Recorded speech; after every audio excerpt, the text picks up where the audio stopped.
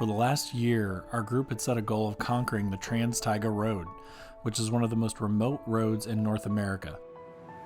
The road winds through Quebec and was built out of coarse gravel to allow dam and hydroelectric workers to access the remote dams scattered throughout the territory. Once you reach the top, which ends on the Hudson Bay, you'll be about 462 miles from the nearest town, meaning you have to have enough gas, spare parts, and potentially tires to complete the journey or risk leaving your vehicle on the side of the road or paying thousands to get parts flown in or your vehicle towed out. Unfortunately though, we were stopped by the terrible forest fires that tore through that area. More than 71,000 acres, about 5% of all the forests in Canada, have burned to date, and the 2023 fires were the worst in their recorded history. Just 1 month before we planned to head north to Canada in July 2023, we had to make a decision. Do we abandon the whole trip? Do we try to come up with a backup with little time to plan? Or do we just take a shorter trip to someplace we've already been, like the Upper Peninsula of Michigan? Our group of 8 rigs decided to split up.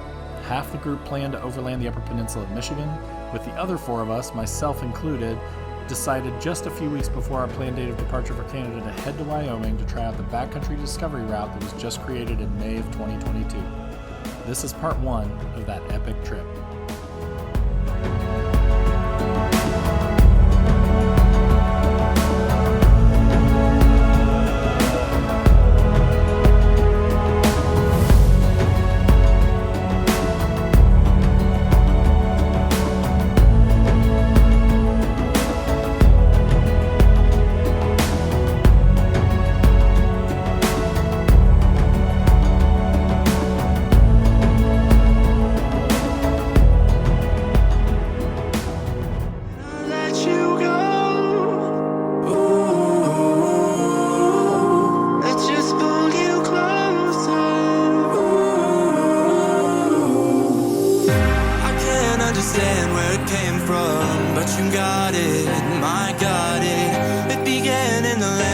Sandstorm, I fought it, though I wanted everything to do with what you give to me, loosening my grip. For me, the trip started with about a 12-hour day of driving. The family and I had been on summer break in Tennessee, so we had already driven 6 hours back to southern Indiana where my truck was all packed and waiting. Then I hopped in the rig and headed for Davenport, Iowa to meet up with the rest of the group. Our vehicle breakdown was a pretty interesting one, with Scott and his son Ken in their Ford Ranger Tremor hauling an overlanding trailer, Patrick in his heavily modified Subaru Crosstrek, me in my practically brand new 2023 Frontier with just 2,500 miles on it before I left for this trip, and then Hunter and his wife and baby in his Ram 2500 on 40s. We stayed the first night in a hotel because we were still about 15 or 16 hours away from the start of the BDR. Since it was pretty much our last night in civilization, we went out to dinner at a local brewery and burger place, which was a great way to kick off the trip. The next morning, we woke up early, prepared to put down some miles. We grabbed a decent breakfast at the hotel and then got on the road. The plan was to get as far west as possible. We left Davenport to head towards Crooks, Colorado, which was our first camp spot of the trip and a good place to kick off the following morning, heading towards the beginning of the Wyoming BDR.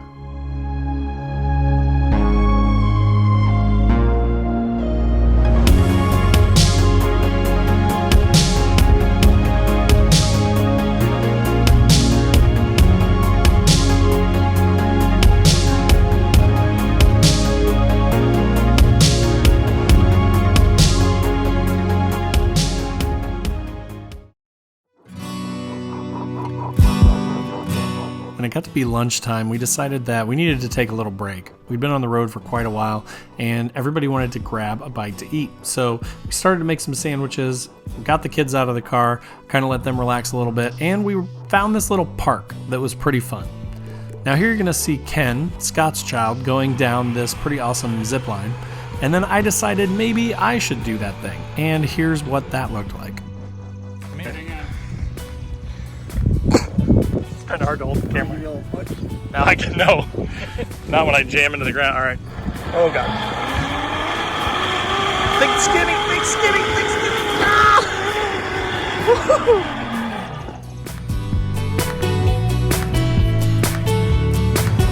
Got all the bugs.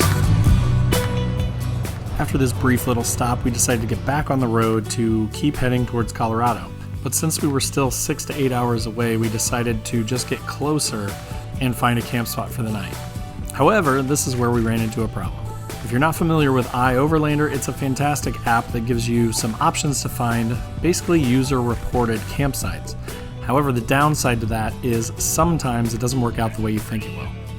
So this is where Overlander sent us the second time for supposedly dispersed camping, but these are all just houses, which is weird.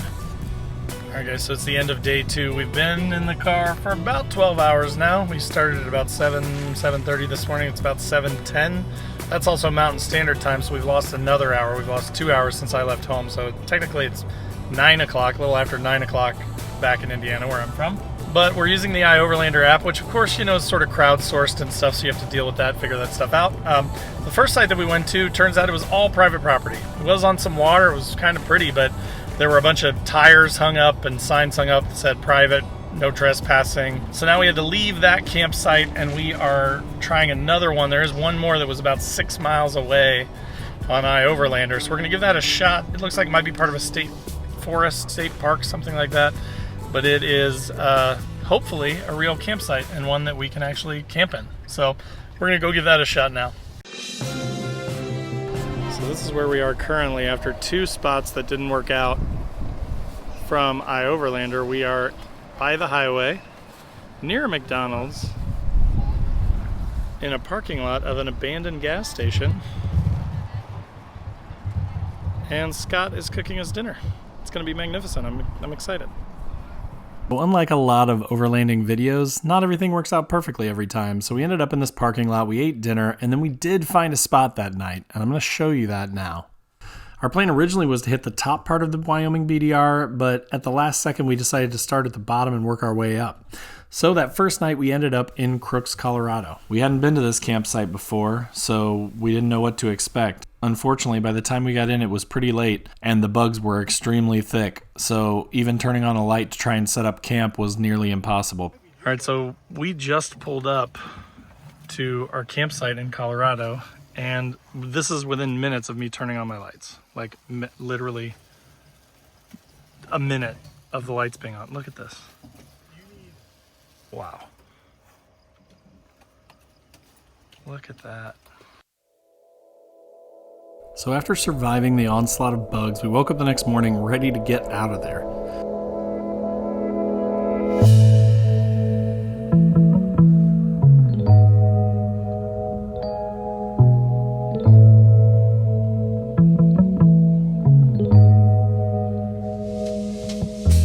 But with the rising of a beautiful sun, we realized that the bugs from the night before were, for the most part, gone. So we took our time a little bit and enjoyed the scenery.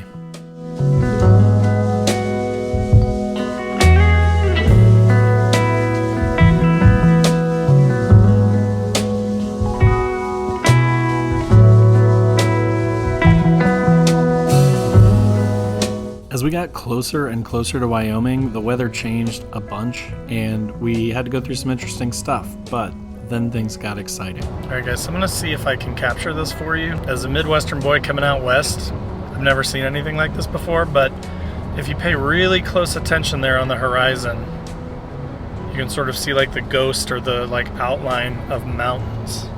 So we're in Colorado, we're heading up towards Wyoming right now. Really, really cool, super neat thing to see for the first time. So I wanted to try and capture it for you if I could, but look over there. If you can see through the bugs on the windshield, because there are a lot of bugs here too, but man, look at that. It's so cool. But if you think that's cool, just look at what happened next.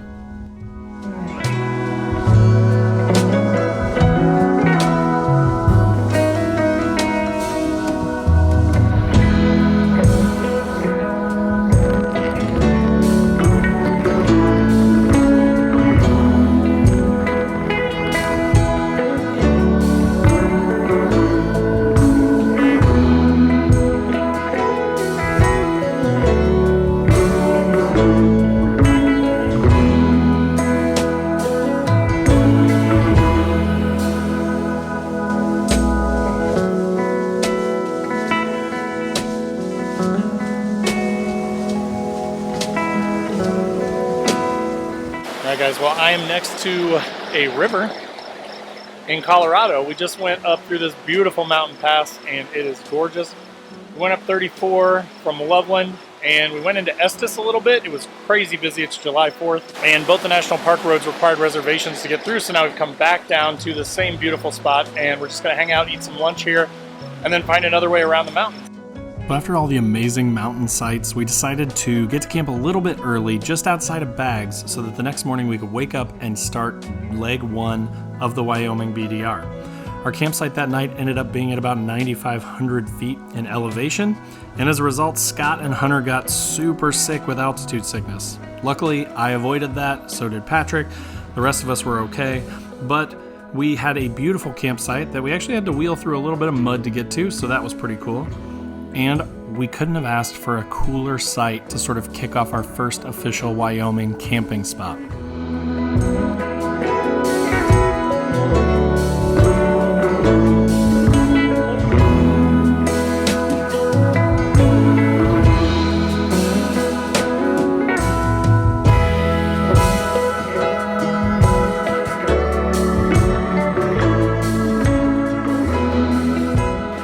Alright guys, so we just got to our first Wyoming camp. So this is July 4th. The new tent performing admirably. It was comfortable last night. We've got some running water back here behind us, which is beautiful. Some nice woods, trees over here. So it's a really pretty nice site. Only bad thing is it is looking like rain right now. It's kind of sprinkling a little bit right now, which is a little less than desirable, so hopefully that clears up a little bit. But overall, this site is beautiful. I'm super excited to sleep by running water tonight. That'll either be a really good thing because it'll help me sleep, or it'll be a really bad thing because it'll make me have to pee. So I guess we'll find out. I'll tell you in the morning. Again, it's been great and looking forward to a good night's sleep by this creek, and we'll get back with you tomorrow. The next day we woke up ready to take on the BDR. This would be our first day actually getting into Baggs and going onto the route that is the BDR. Side note, the creek did make me have to pee a lot, so pros and cons. But then we started to get on the road and we went through one of my favorite sites that we saw on this trip, and that was Medicine Bow National Forest. As you'll see here, it was just beautiful. There is snow everywhere, and this is in the middle of July, and then the view of the mountain was just breathtaking. So I hope you enjoy it.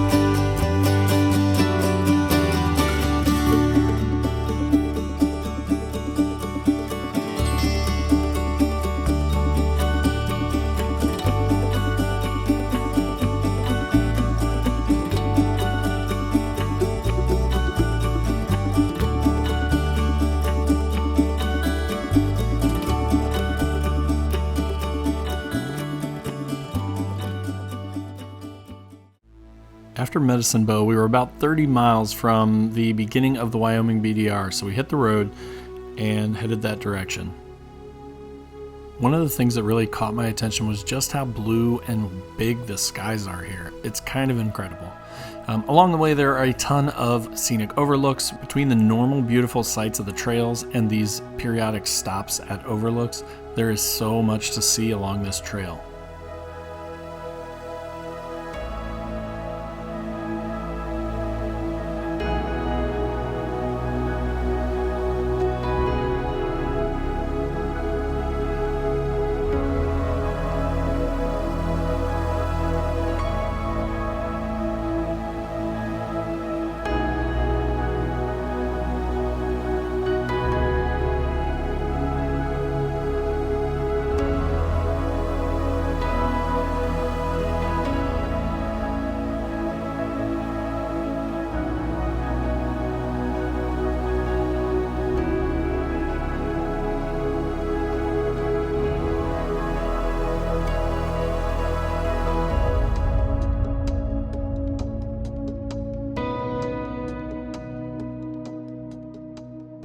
Despite the beautiful views, there was one thing that we hadn't counted on, and that was feet and feet of snow in the middle of July. We came across this hard trail and we tried to take the hard trail, but it was about waist-high snow, so there wasn't really any way that we were going to get through it without a lot of work and delay. So this is the expert part of the trail, and we just hit a lot of snow, like a lot of snow. So we could go through it, but should we go through it? So we just went up the expert section of this first section of the Wyoming BDR. So could we get through it? Sure, if we wanted to spend hours winching and pulling each other out and stuff. Again, there wasn't really anything challenging about that route aside from some downed trees you had to skirt a little bit. But it was a lot of fun. It was neat to see all the snow in July for me. So that was cool. But yeah, if you want to go up there, nothing too challenging that we saw, but be aware that there might be, even in July, super high, super tall, deep snow. So the next part of the first section of the BDR becomes kind of a pretty rocky area. We just went through a section that had a sign up that said something about the Chippewa blowdown. So according to the internet, back in September of 2020, they experienced a massive wind event with over 60-mile-per-hour winds, which caused the downing of hundreds of trees. Some of those trees even fell on a lodge in the area and forced it to be closed, and it took a couple weeks for them to clear the trails enough for people to even be able to pass again. And one thing I want to point out is just how fast the terrain changes here. 1 minute you're in a pine forest, the next you're on the bluff of a ridge line looking around you and you can just see for miles. The sky is humongous and extremely blue. It was amazing how much the terrain changed on this trip, and you're going to see it throughout this series. There are just an amazing number of things to see on the Wyoming BDR. Also, this is one of the most remote BDRs, so in most of these instances, the video that I've got here, we are, 10, 20, 30, 40 miles from the nearest town, and so you don't see people. It is extremely interesting and fascinating to be out that far and just not seeing signs of humanity at all aside from the road. All right, guys, we currently just took a break. We came down from these mountains back here. We were kind of started over there, followed them around, went down into a gully valley over here, and then back up this side, and then over through here. I think we were up a little over 10,000 feet for a second, so I'm a little out of breath, sorry. But then we just came down this road, and this all opened up, and we were like, let's take a break for a second and just kind of look around. So I just want to show you guys the view where we're at right now. So again, came from there, going the opposite direction.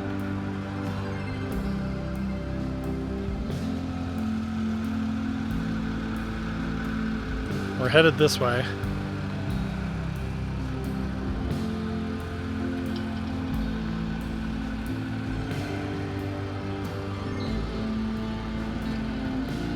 So we've literally just been following the spine of the mountains around and changing elevations pretty drastically the whole time. And now we just got here and we're going down this way, and then eventually we're going to hit Centennial, which is a little small town. Probably get some gas there because a lot of us are starting to run low. As you can see, Scott's put some gas in his truck right now. But yeah, it's just absolutely beautiful. I mean, it's unlike anything I've ever seen. So if you're from out west, you'll laugh at me, that's fine. But being from the Midwest, this is just, I feel like I'm standing in the middle of my state and I can see the entire state. It's so massive. And you can just see for so far. It's really fascinating. Pretty cool. Of course, I would be remiss if I didn't mention that there are a lot of cows in Wyoming. So if you're taking the BDR, you are going to see cow after cow after cow. You're going to have to stop for what we called Wyoming traffic jams, which were cows over the road. If you're lucky, you'll also see some antelopes, and we got to see quite a few of those as well. I'm going to give you a little bit more of an idea of how beautiful it is out here as we head towards our stop for lunch.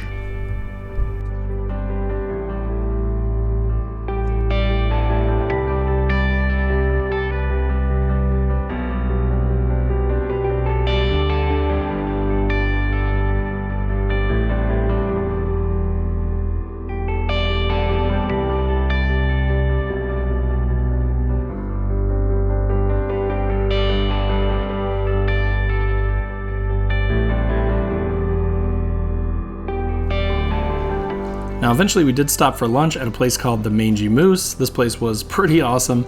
They had games that you could play. It was a bar, so you could get a drink if you wanted, and their food was not too bad. So that was a nice little stop for lunch before we continued the drive to try and get close to Centennial, Wyoming, which is the end of Section 1 of the Wyoming BDR.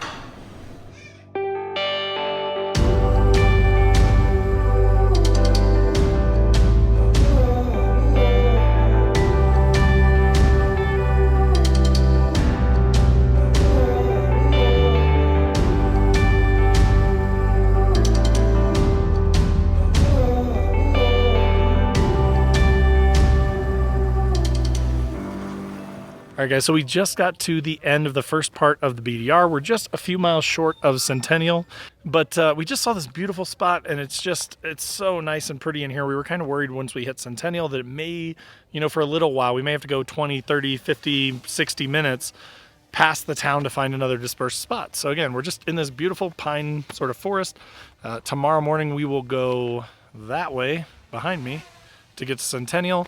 But again, for tonight, we're here. And so I just wanted to take you through a quick little walkthrough of this campsite because it's actually really cool and really nice, and we're all very excited. So if you have 2 to 5 rigs, this is probably a good spot. And again, it's just shy of Centennial on the Wyoming BDR. So again, without giving out specific instructions, if you're on the BDR and exploring, you will see this site. So let's take you for a quick walkthrough.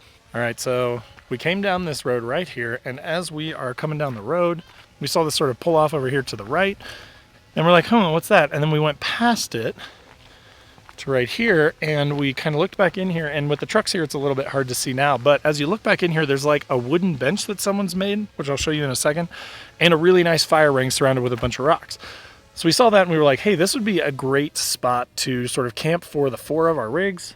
There is also another bigger spot kind of in a field right down there behind this spot. So actually a couple of our guys pulled in down there and then sort of backed up into camp. So again, I'm just going to kind of walk you through this really quick, but we pulled in here, Patrick here with his Subaru threw his Gazelle up over there. So if you're a ground tent camper, there's a nice flat spot over there. Over here, I just literally pulled my truck straight in. It's really level, threw up the rooftop tent, plenty of room for the ladder and everything. And then I threw up my shower tent / bathroom tent back here, a little bit away with a little bit of privacy. And I need to move my solar shower because it's not in the sun. So there is sort of the shower area. And again, there's tons of room back in here. So if you wanted to be a little creative, or if you had ground tents and stuff, you could put stuff, over there. There's quite a few places for it. Now, another interesting thing is there's this sort of old building back here. I'll show you this really quick, because it is a weird dual toilet. So when we came back here to see what this was, someone has a tarp up on it, but it also has dual croppers, which is very strange. We will not be using those, but they do exist. And then over here, we've got this bench that somebody made that's pretty awesome, and the fire pit. And then, like I mentioned, these guys kind of backed in from this field. What's up, Ken? All right, but there's the fire pit. Hi, Ivory. And there's Ken. But you can see there's a big open field over here, so there's tons of space if you have a bigger crew. And there's actually another fire pit down in there. So it's kind of pretty here. It is a little buggy. So just FYI, there have been some mosquitoes and stuff, so we did have to spray some bug spray around. But other than that, really nice little spot. I just can't let you go. Lord knows that I've tried to. You said I was the only one. Next time on part 2 of the All Things Overlanding Wyoming BDR trip video, stay tuned to see more snow,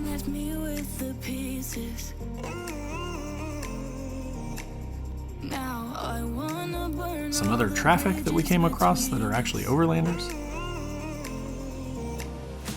some poisonous gas in a ghost town that we discovered, and much, much more. If you're not already, make sure to click that subscribe button so you don't miss any of the action.